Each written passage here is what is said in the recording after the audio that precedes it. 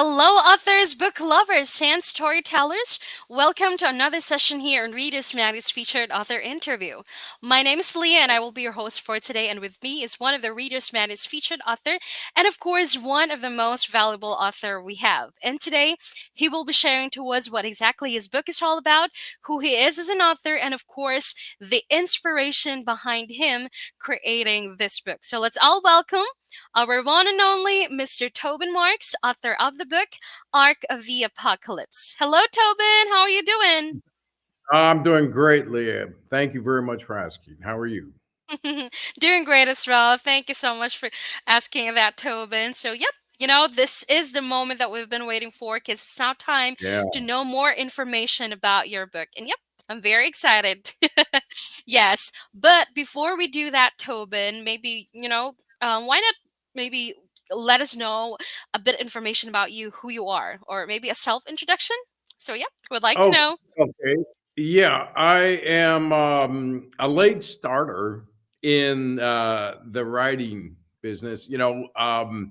I didn't start writing the first book until I was 57, I think, and now I'm almost 65. So it took several years to get to the point where we started publishing, and the first book was published in 21. It was supposed to have been published in 20, but COVID hit, and the publisher said, "No, we're not going to publish it during this," because they didn't want, everything just kind of crashed at that point.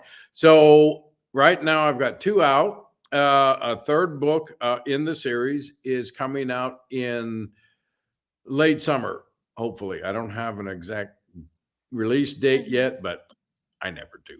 So, yeah, I started writing this series, like I said, in my late 50s, but it was actually conceptual decades before. When I was rather young, I got this wild idea about a story with dragons and Mhm. lost colonies on another planet, and I thought, man, this would be a great book. And then I realized, well, okay, I'm working, raising a family. I really don't have time for this. One day, I will have the time.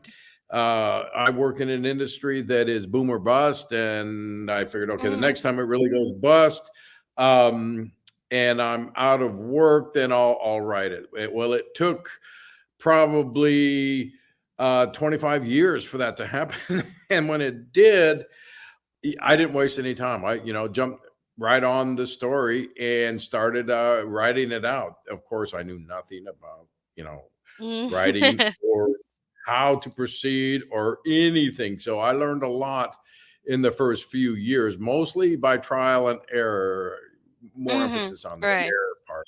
Yeah. And then finally got a publisher interested in the story, and their editor worked with me a lot. And we've turned out some books that I'm quite proud of. I mean, the story was always good.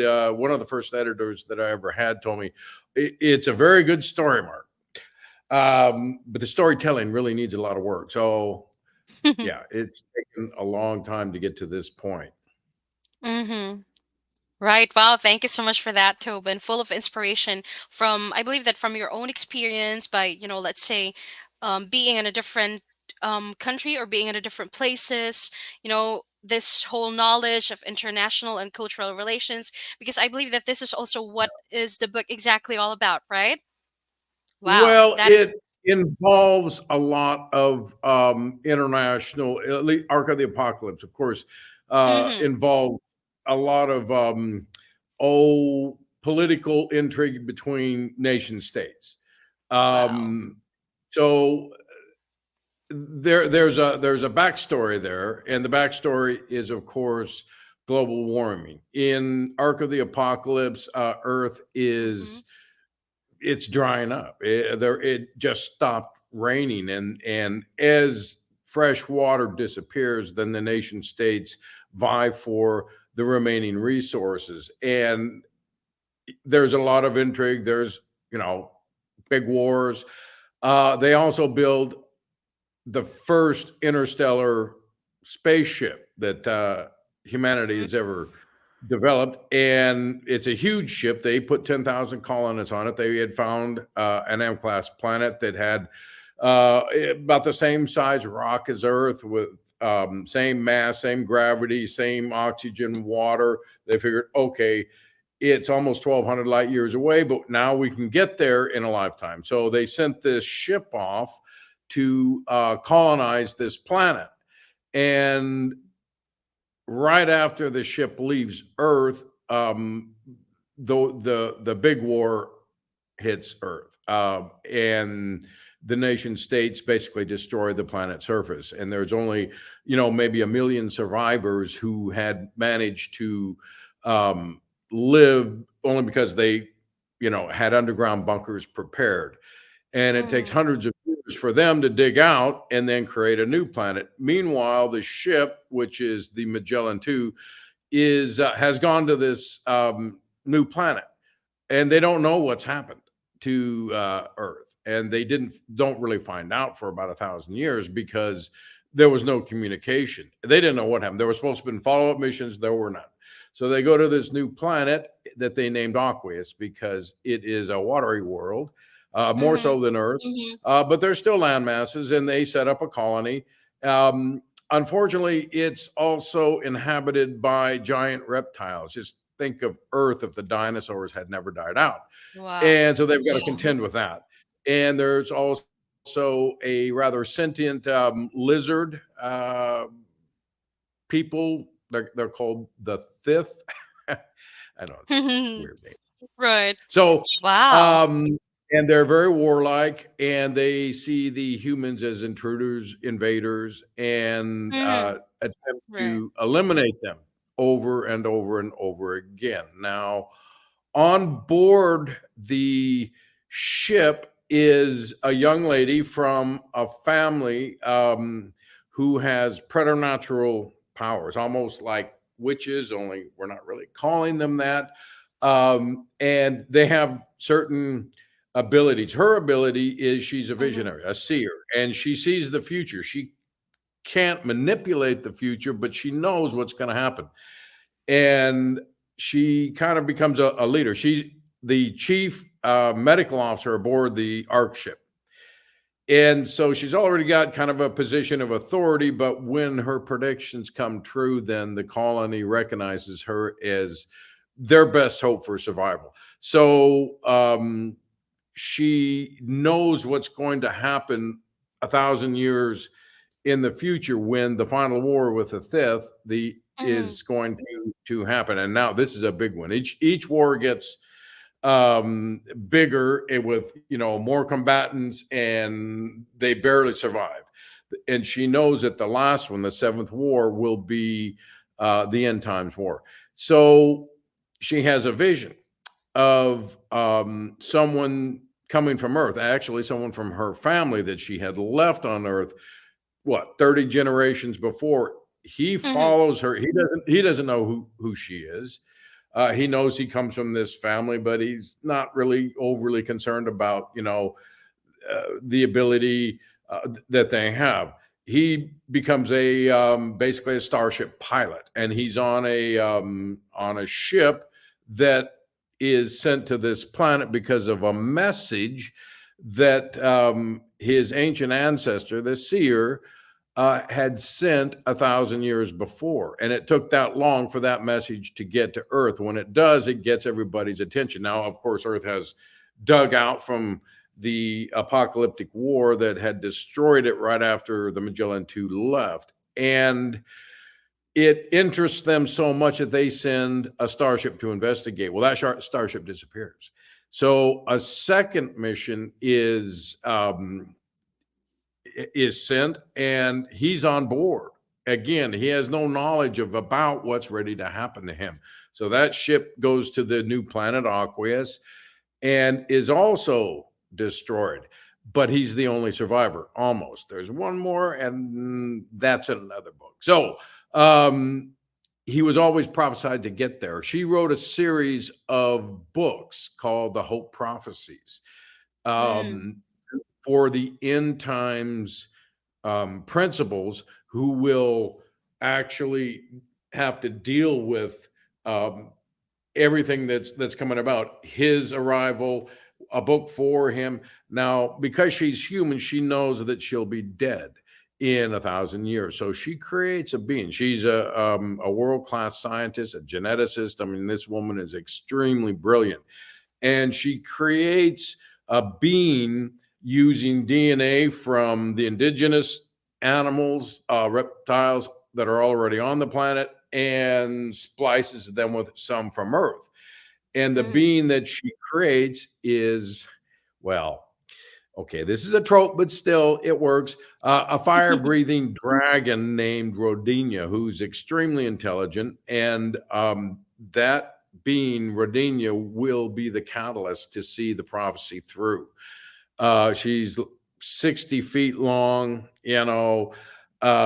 she has extremely bad breath and a heart of gold. So, she uh, is in the only character to actually be included in each and every book in the series, because as time Mm-hmm. moves on, of course, now sometimes we jump 100 or 200 years each time.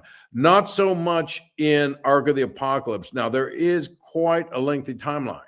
It starts in the mid 20th century, in 1936, actually, and then goes on to past 2100 AD. So, in Wow. about 77 years from now is when I've, Uh-huh. you know, predicted the end war that happens. But the story actually progresses farther than that, because what happens on Earth, there's a little bit of information given, kind of a Mm-hmm. dystopian type tale for the survivors, the family that she left, and of course, how the colony survives on the new planet. So we probably progress maybe 30, 40 years Mm-hmm. past their arrival when the story finally ends.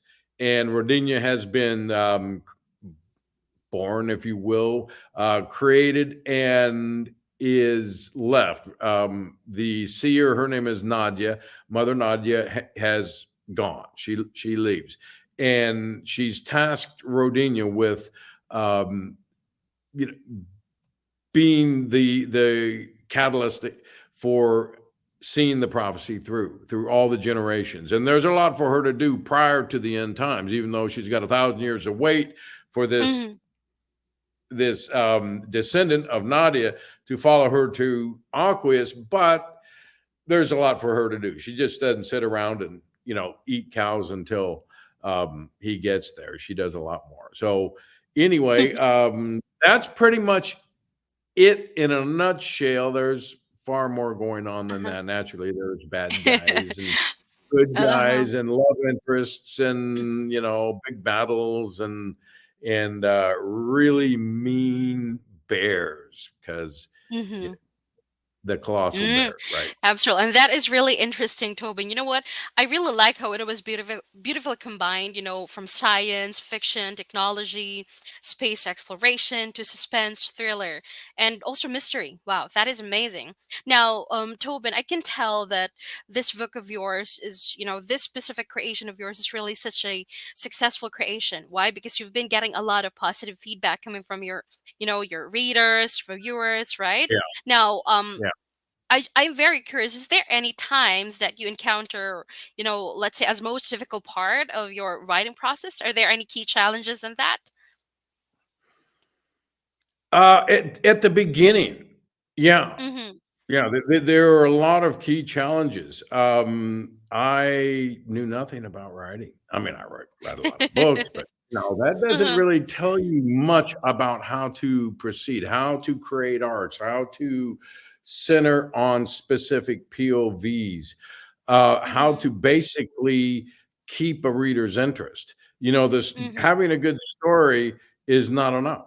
You've got to present it in such a way that the reader doesn't get lost. And, at the beginning, I wasn't so good at that. Now, in Ark of the Apocalypse, of all the books, this has several parallel narratives going on at the same time, because Wow. there was no other way for me to do this, to Mm-hmm. tell this particular story. And from the reviews, some of the reviewers, were they got lost, frankly, and about 2/3 of the way through the book, they coalesce, and the story Mm-hmm. becomes clear. Until then, what I tried to do was create a timeline, and each chapter heading would have not necessarily the timeline in the heading, but the location that it took place. So when we jump from one narrative to the other, from one chapter, then now you're in a new narrative, it's chronologically the same period of time until we Mm. keep moving up like this. And there are hints in the chapters of when those timelines are. Now, one thing that I probably should have done a bit more obvious is give specific dates in these Mm. timelines. I did in a few places, but probably not as much as what I should have. So looking back, I'm thinking, well, maybe there should be a second edition. Mm-hmm. That would help in that. But I'm going to wait Right. until the entire series is finished. And right now, see, Ark of the Apocalypse is book one in the Magellan 2 Chronicles.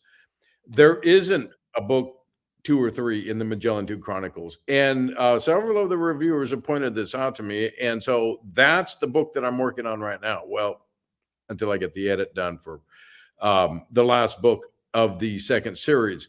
Now, the sequel series is called The Hope Prophecies, and it specifically centers on the colonists on the new planet.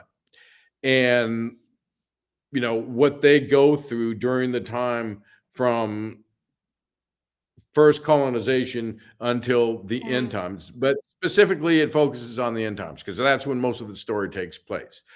Mm-hmm. So the Magellan 2 Chronicles, the second book that I'm writing now is called Children of the Last Ark, and this will focus on the colonists in between the time of the first colonists arriving on Aquis and the beginning of the Hope Prophecy series. Mm-hmm. The third book rather of the Magellan 2 Chronicles will now focus on the family left on Earth, which has been destroyed. So this will be a real dystopian story that Mm-hmm.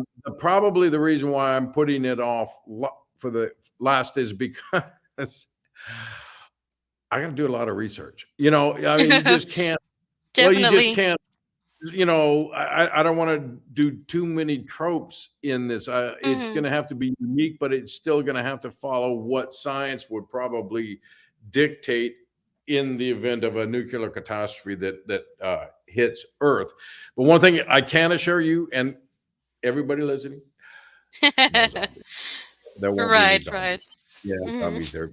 They die That's one of out the most quickly. important thing in there. Uh-huh. Yeah, Yeah. yeah, we're not You know what, going to Tobin? zombies. It's very amazing because each chapter you mentioned earlier, it's also gave like a geographical pinpoint to where it was taking place, and also the story talks about a behavior of one's nation. Wow, it's really beautifully combined. Now, I also wanted to ask Tobin, now that since this book is also talking about technology, humanity, let's say space exploration, can kids also have this kind of book? This is not really a children's book. I Mm-hmm. wouldn't even um, categorize it as YA at this point Mm-hmm. because YA is more, pre-teen to mid-teen. Probably not. Now there's no sex. I don't describe anything. I is That part is probably more like the 1950s movies, when the couple falls in bed and the camera peels off and you see the moonlight fluttering in the curtains. No, but there is a bit of swearing. I mean, the characters talk like people talk, and Mm-hmm. sometimes certain words come out. So Mm. yeah, Okay, I see. probably not for children, and as well as the battle scenes, they're pretty graphic, and it's Mm-hmm. one thing. that I have had more than one editor tell me is that I'm very good at war. So I don't know if that's a good thing or a bad thing, but I describe Mhm. it rather vividly, and that's probably not appropriate either for kids, Mhm. as well as the backstory. Now, this is one thing that I haven't mentioned yet, and I didn't really realize when I was writing this story is that the Mhm. backstory actually became the main story. For me, the main story Whoa. was the family's preparation for leaving the planet and setting everything up for the whole prophecy trilogy. But the global warming thing was described in quite some detail, and it became the impetus for everything else. But to me, it was just the backstory. Many of the reviewers took this as the main story, and as I read these reviews, I realized that they're right. It is the main story, and Mm. if we continue the way we're continuing, some of these things could very well happen, and in fact, some of them already have since I wrote this. Now, I started writing Arc somewhere in the neighborhood of about 2017. I mentioned rivers drying up, stopped raining, fires on a global scale, Mhm. and these have become more prominent since then, and it's a bit spooky. So I hope that the rest of the story does not, come true, because it's not a pretty sight. And so, Mhm. yeah, for kids now, most children's books I think are what we call HEA, happily ever after, and in ARC, yeah, that's just not the case. It's kind of dark. There are some very light moments. I do throw comedy in, much to the chagrin of some of my editors, but Mhm. not so much in Arc. In the other stories, there's more humor than there is in Arc. There's some in Arc, but not so much. Right. And you know what, Tobin, I also right now, books like this, let's say there's some mystery stories are very popular as well, because there are readers that are very interested, in how and why the crime is committed. Some people are really enjoying looking for, let's say, clues, red herrings, and the story, as the story progresses, it also, let's say, adds a challenge, talks about finding, hey, what really happened? What are the evidence? Wow. And that's interesting, right? Now, I wanted to ask Tobin, what will you tell to people who would also like to read your book? Um, it's an entertaining book. Pretty much, I didn't really write this with any special message or you know, i- i- for me it was just a story. But when Mm-hmm. I got the reviews back, especially concerning the global warming, Mm-hmm. I began to realize, the power of words. I mean, it never really sunk in when I was writing. I mean, Mm-hmm. it's just a story, right? As I'm writing, but words can be very powerful. And Absolutely. things like contemporary issues that we have Mm-hmm. nowadays, global warming, the nuclear threat, all these things come into play during the story. And it wasn't really supposed to be a message, but it kind of ended Mm-hmm. up being that way. Mm-hmm. So, Right, right. um, yeah, it's not really a warning. I mean, I don't want people to take it as a warning. I just want them to be entertained. I mean, that's the primary Right. reason for Uh-huh. yeah. Absolutely, Tobin. Wow. So after all, it's more than a story, because your book is also advocating for a specific cause and agenda. And that's brilliant. Wow. Now, Tobin, being you as a successful author, I can tell that, because again, there's a lot of positive feedback that you got coming from your readers. Now, what would you advise to, let's say, to someone who would also want it to be, let's say, to be a writer, to be a storyteller, just like you? Okay. I I have some very good advice, I think, for Mm-hmm. newbies like myself. Um, Couple of things. Number one, find an editor. And you need to find an editor who is not going to sugarcoat their edit. You need one that's ruthless. And if he kicks your butt or she kicks your butt up and down the pages, the Mm-hmm. book's going to be better. If you find one that is like, oh, and there's very little, changes and things like this that they want done, well, you're probably not doing yourself any favors. Find a tough editor, listen to them, and your books will be a lot better. You know, one of my first, I before the publisher got involved, I had hired two different editors. One was a young lady fresh out of school, and her name is Sarah. And Sarah, if you read, I'm so sorry, you took on somebody that had no clue, and she was, Mm-hmm.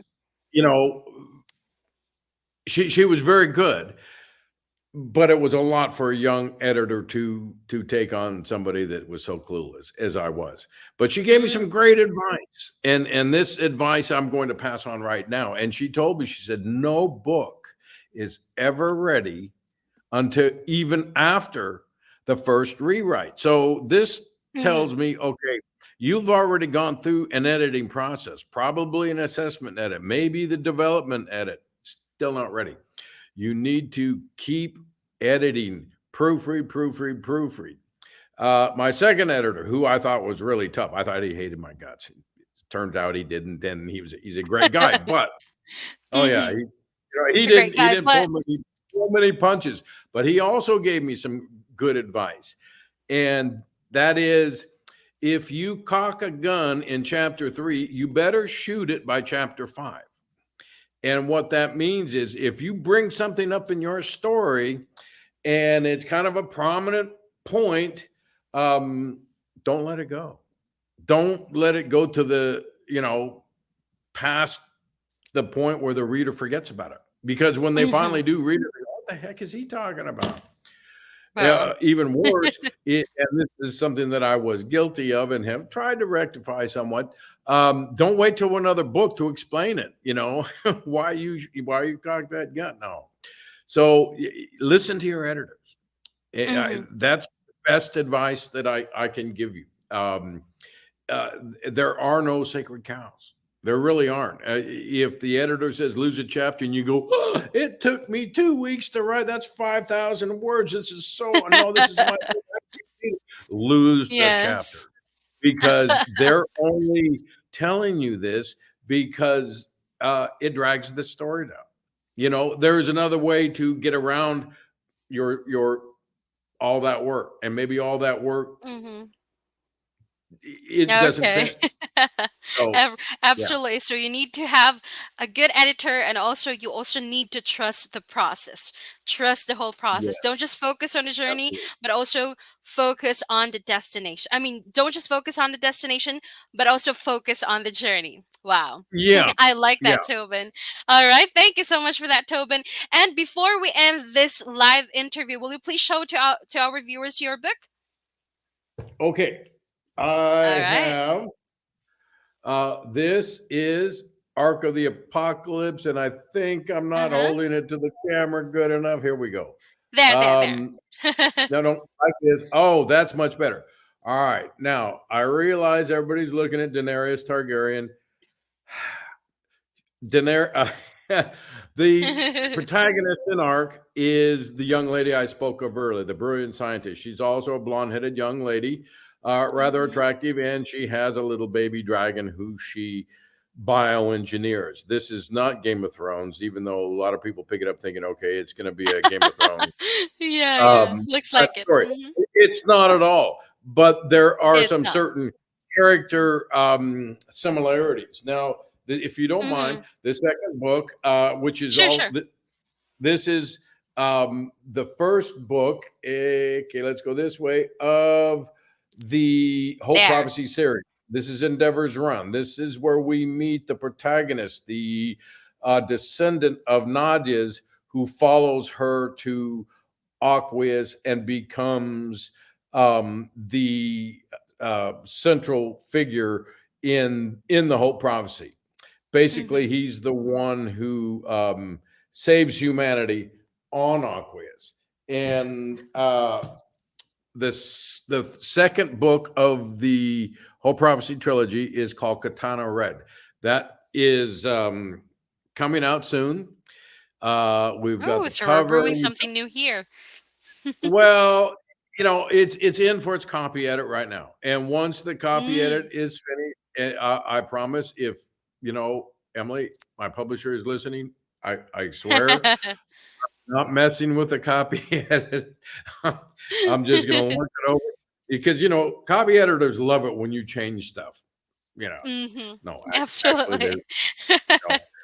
And I'm not messing with this one. It's going to get basically accepted, and we're going to get this thing put to bed and released hopefully by the late summer.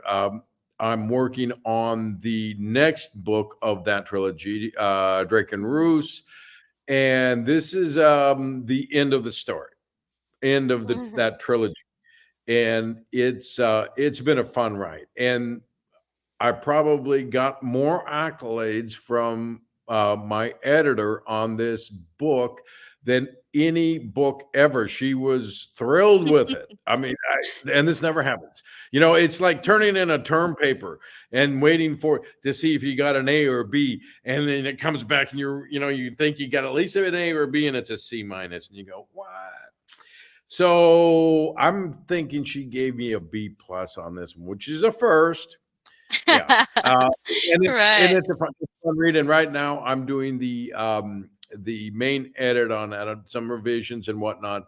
That should probably be ready for release somewhere in 2024, I think.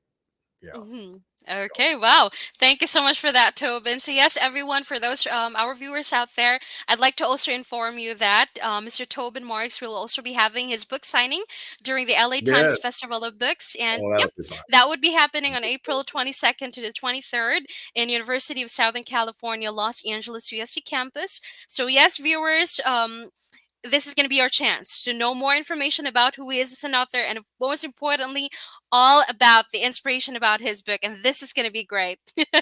Yeah, so thank you so much, Tobin, and of course for Thank also you, Leah. choosing Reader's Magnet to be part of this journey. So everyone, Tobin Marks, author of the book Arc of the Apocalypse, and his book is available in Amazon.com, Barnes& and Noble, and of course his website, that would be www.tobinmarks.com, and you may also follow him on all the social media platforms.